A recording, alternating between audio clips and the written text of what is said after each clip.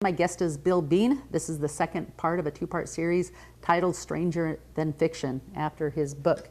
He's an author of many books. He's had a lot of experience in this world with strange and paranormal activities. He grew up as a child, started out great, and then they moved into a paranormal house that destroyed his family, and they were unchurched, and eventually he learned how to overcome all these obstacles, and now he devotes his life to helping other people.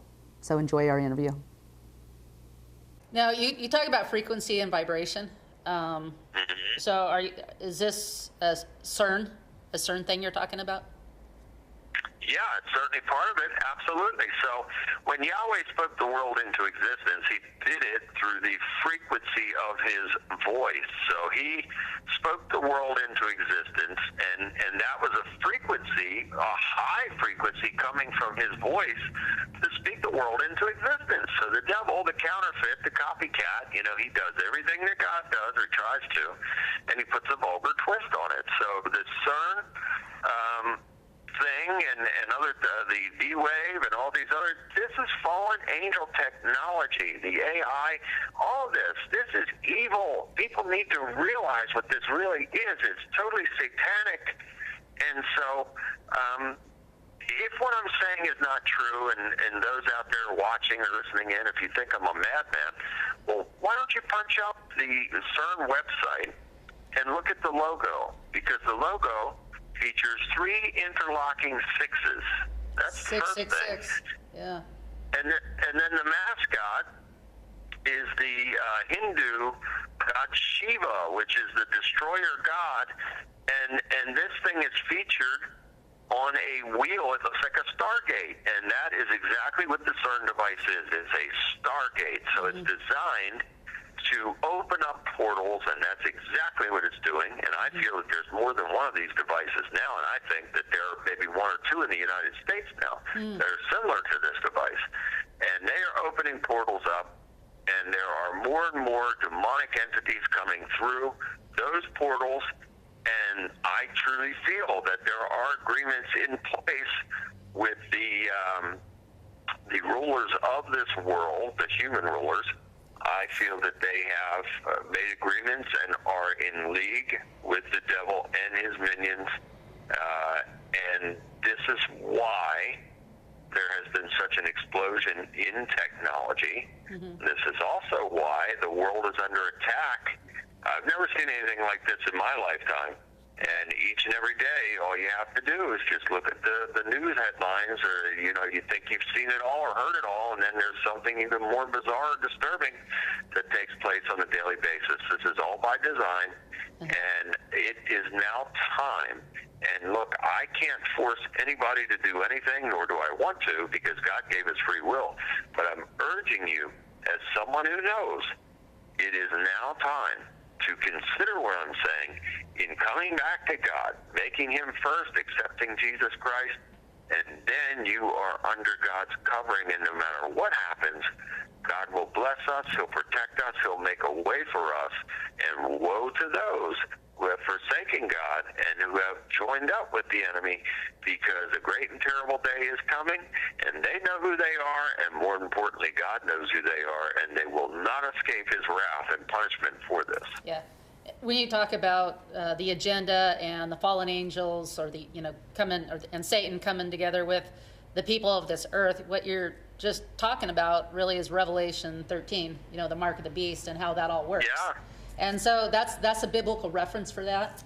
When he talks about you were talking about the agenda and CERN, and the devil trying to imitate and having connections with people and agendas. I think what you're talking about, I'm going to say Genesis around 4 or something. It was before Noah's flood, when they learned a lot of technology. The people on the earth learned a lot of technology from the fallen angels. I can't remember the word that they used there with that, but it's definitely the fallen angels. And so it just proves the Bible. The fact that we don't really hear much about this in church, it still happened. The Bible says it happened, so it happened.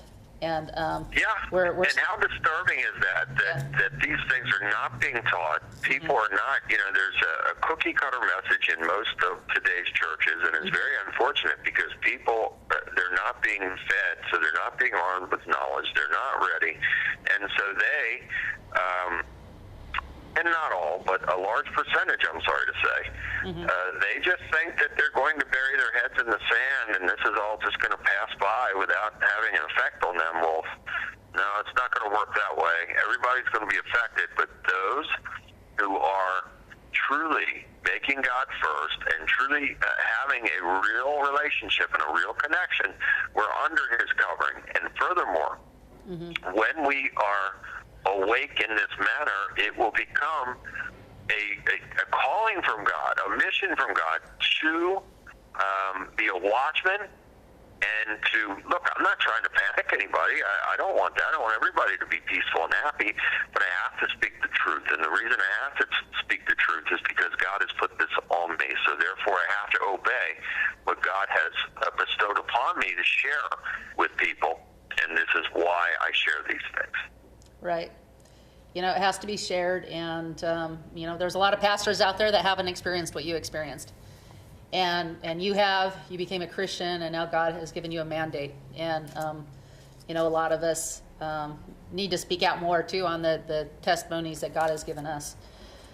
Veronica, I catch a lot of, unfortunately, and again, I love all people. I'm not against anybody, but I speak the truth, and I sometimes catch negative messages from some people who don't like me talking about I'm sure. the transgender and the homosexual things and all that. And look, I love everybody. I don't have anything against anybody, but if we are truly, following God and the Bible, well, we know these things are an abomination before God. And so when you have people doing what they're doing, it is a repeat of Sodom and Gomorrah.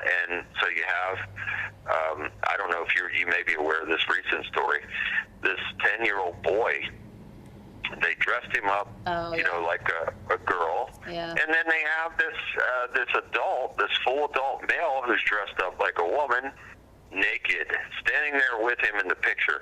Now, how is it? Now, just think about this for a second. This is how sick our world and our society has become and how overtaken it is. How can this be possible that a photograph is celebrated of a little boy dressed up like a girl and a naked man that is dressed up as a woman standing with him, and nobody's batting an eye? That individual should be in jail. That boy's parents should be in jail. And they're celebrating this as being progressive and edgy and great and cool, and it just boggles the mind. And this is all part of a grand plan, a social engineering plan for this takeover. So the way that they will get the masses to accept the mark of the beast will be to eliminate the genders. And so when you eliminate the genders, there's going to be an announcement to where they will say, we've come up with the greatest discovery in the history of mankind, and this will be as a result of the CERN and D-Wave quantum computers. They're going to say that they're going to offer to the people this chip, and they'll insert it in their right hands. And those who take this chip, this mark, they will become immortal. They're going to merge these people with the machines. So they'll become immortal. They'll never die. They'll tell the people they'll never become sick again. All their information will be on the chip. They could scan their hand for purchases and have medical information, all these things on the chip.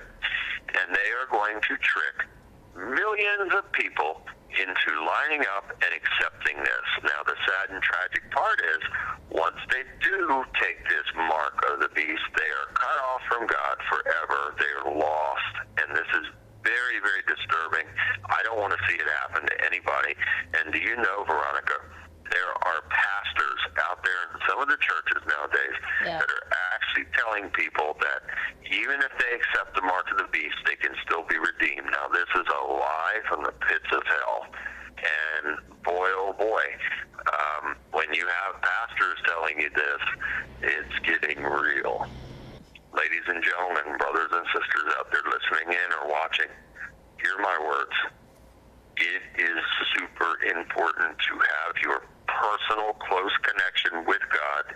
And if you can do that and establish that, then you will have holy discernment. And by having holy discernment, you will not fall into these traps and snares that the enemy is laying everywhere. Even if he's working through certain pastors that are wolves in sheep's clothing, you won't fall for it, because your discernment, your connection with God will be so strong.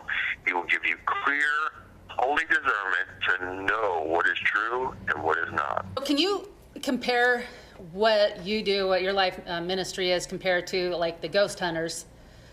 And then I want to go through some situations that a lot of people, might experience, or the ones I personally have experienced, and let me know, what you think about it, your take, the proper way if somebody is experiencing such and such, how to deal with it. So, can you talk about the ghost hunters and what you do? Yeah. And again, look, I love everybody, and I don't have any, axe to grind with anybody. But that said, there are certain things that I don't agree with and I don't endorse, and that is one of the things. And I have friends that do these things, and I love them dearly, but I don't agree with them on it. I think that for me, if this was not a true calling from God, there's no way I would be going and performing these spiritual deliverances / exorcisms for people, because it would be on my own accord. And if a person is doing something on their own accord in that manner, they are in grave danger. And a lot of these people have come to me, a lot of people that I know that are in that field have come to me for spiritual help, and God has worked through me to help them. But then some of those people, they go right back to it. So when the door opens again, 7 more wicked than the original will come in, and that's what happens sometimes. And it's sad and unfortunate, but it is unnecessary. And I even say in the connection book that, if you pulled up to this beach and you really wanted to go swimming, but the sign right there, a big sign saying, do not stay out of the water because there's shark-infested waters, would you jump in the water anyway? You got the warning there saying the waters are shark-infested, and you're going to jump in there anyway just because you want to swim? Now think about that for a second, because what this all comes down to, anyone that is going on their own accord and not having a true calling from God, and not even really having God in their life. Some of these people don't even want anything to do with God. And so you're going to put yourself in that type of situation. Why? I'll tell you why. Because some people want to be famous. Some people, they want to be on TV. So they have this lust for attention and fame, and then self. And again, look, I don't want to criticize the New Agers either, but the fact of the matter is, and I love them, and I've helped many of them, but the fact of the matter is, in that type of philosophy, it is about self. So who is about the self? The devil. He's the promoter of selfishness and the self. Christ, Yeshua, Jesus the Christ, was selfless. He put others before himself. So there's the difference. So when we are following and having that strong connection with God and following Jesus, we should have that selflessness and that desire to want to do for others, and not of our own accord, but on the guidance from God. And so anyone that is out there doing certainly these types of things on behalf of themselves are just really wide open for the devil and his minions to launch just horrific attacks on them. And some of these people, again, Veronica, have come to me for help, that their lives were just absolutely devastated from doing these types of things. So I'm very clear about this. I warn people, and I'm going to warn you now. If you're doing those kinds of things, I implore you to stop, because nothing good will come from it, only disaster. God spoke to me on 2 occasions about not watching the ghost hunters. I have an attraction towards the spiritual world because I am spirit, and Sure. so it's just connecting to the right spirit, and which is the Holy Spirit. So the first time he told me this was spiritual pornography. That's what he told me. Now this was in a dream. He said you're watching spiritual pornography when you watch that. Yeah, it's a good analogy. That's a good term. Yeah, and then, let's say about a year later, I'm like, well, God, I really want to watch it, so tell me again, and I'll listen if you do. So sure enough, he did, and what he showed me, this is another interesting dream. He gave me a dream that there were some people like from the 1900s, and they were in their homes, and they got, I saw them be murdered, one at a time. It was a very scary dream. And anyway, and then in real life, that Friday evening or whatever, I watched the Ghost Hunters, and I saw the exact people that I saw in my dream, but I saw them actually being murdered. And anyway, the message of the dream was clean up your act, knock it off. And so I'm just kind of sharing that with people. And so you do it the right way on behalf of God. And so I want to go through a couple scenarios and of just things I've seen in my own personal life, and then just see how the godly way of handling this. So just simply kids seeing demons in their room, or they talk with children, like make-believe, but then you find out they're really talking to somebody that they see there. Do you see that happen, and what do you do about it?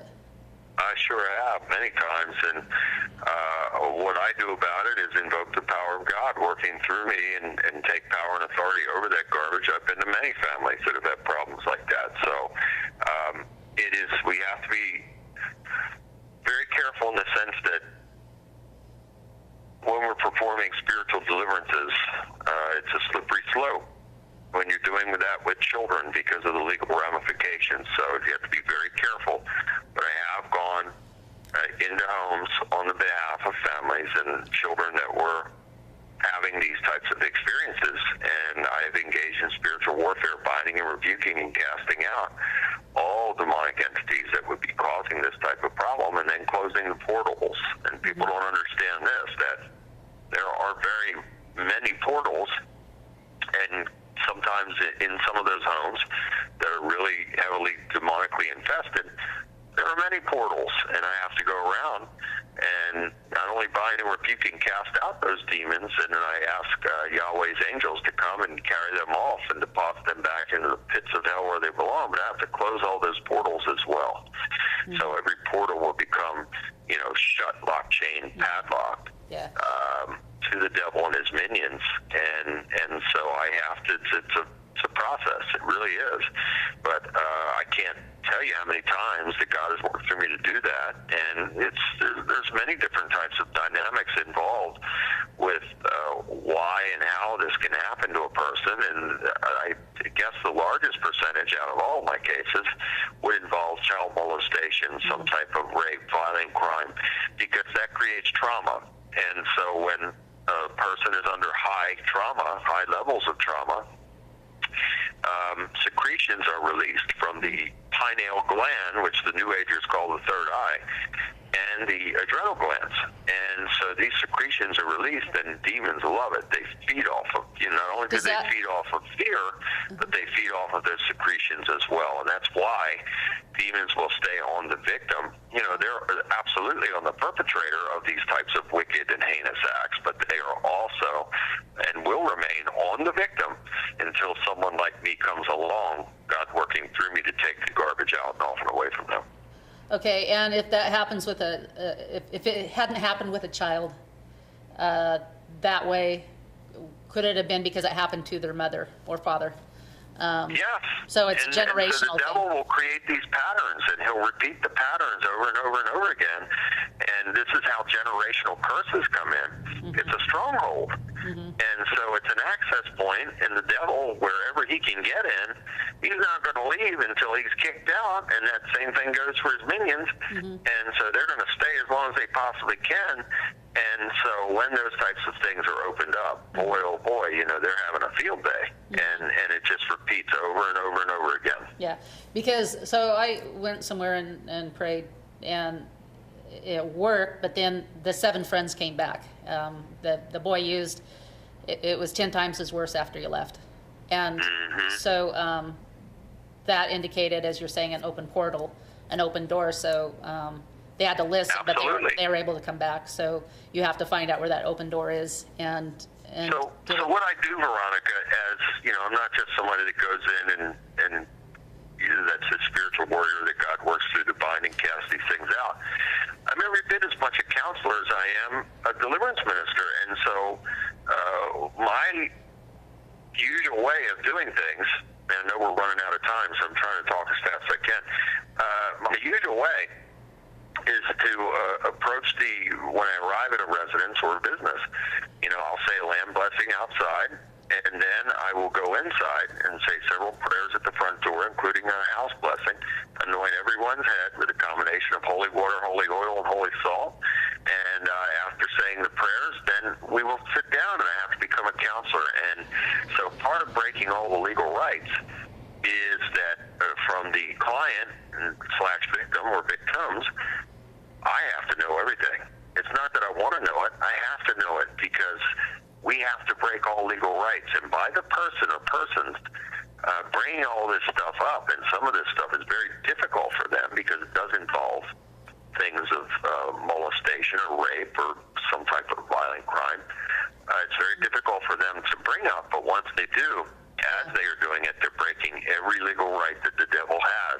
So we have to get this stuff up and out and off, and once we do that, then I can engage in spiritual warfare, binding and rebuking and casting the garbage out. And then after that, we have to sit down again, and I have to help that person or persons to put a game plan together for their life moving forward. So it is very much a process, but I thank God and praise God for working through me in that way for that type of restoration. Yeah. Lots of problems in the world and a big need, a big job you have. So there's all these examples, and I would love to do another show or two. Oh, we're going to have to, because just going through all this. There's so much more to talk about. There is. Yeah, you're always so interesting to talk to. It's my pleasure. Yeah. And what we'll do is we'll have to set a date. Maybe if you shoot me an email in a little while, we'll set a return date, and I'd love to come back on, because, again, we're just scratching the surface. There's so much to talk about. There's so much for people to really that they need to know. Mm-hmm. Yeah. You know, a lot of depression, a lot of oppression, a lot of things out there, and the idea is for people to be set free, happy, healthy. So any last words you want to say? I just want to thank you so much for having me back. It's always a pleasure to be on with you, and I look forward to the next time. I want to thank everybody out there for watching and listening in, and God bless all of you. And may God keep you in his hedge of protection, and may God bless all of you with an abundance of love, peace, joy, good health, and prosperity. And for anyone out there who is in spiritual need, you know, if you feel that you are under some type of curse or hex or vex or demonically oppressed, or you know someone that is suffering from possession, don't hesitate to contact me. My website is billbean.net, and you can contact me directly from the website, and I will either return your message or my assistant Melinda will get back to you.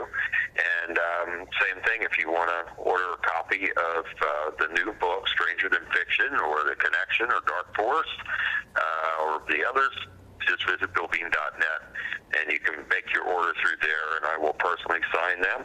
And again, anything that I can do in any way to help somebody, I will certainly do it. So thank you very much, Veronica, and God bless you, and look forward to the next time. Okay, thank you, Bill. Looking forward to it too. Okay, and Bill, we will go ahead. talk soon. Okay, yeah, we'll talk soon. So Bill does what he says. If you email him, he answers it. And I remember hearing that the first time I heard him on a radio show. And so I took him up on it, and there he was. So I want to encourage you to get a hold of him if you have problems with anything. You can just even email him and say, this is what we're having a problem with. What do you suggest? And if it's something he can send you back a letter on, you'll probably get a lot of information. But very interesting, very good books. It's a bit of a thriller, but with the God's presence coming in and taking over, you know, bringing deliverance to his situation. So I do want to encourage you to go to his website. Thanks for tuning in. Have a good week. Bye-bye. Inspiration. Arts and crafts. Health and wellness. Communication and information. We're here to encourage and inspire you. You have a gift? We know you do. And so do we. Whether you come in to look by or want to promote your gift, we invite you to come in because when we're working together, we can accomplish great things.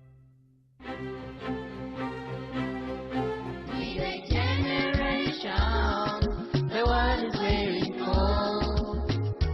Wow, scared but we can make it.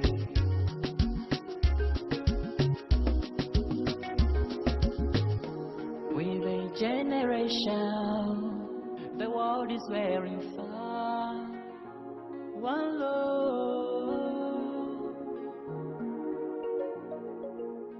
How do we explain the frozen mammoths, the big, huge, hairy, hippie elephants that are frozen, standing up, some of them? Where did all the water for the flood come from? Where did the water go after the flood was over? These are fair questions that the atheists are asking, and we better have an answer for them.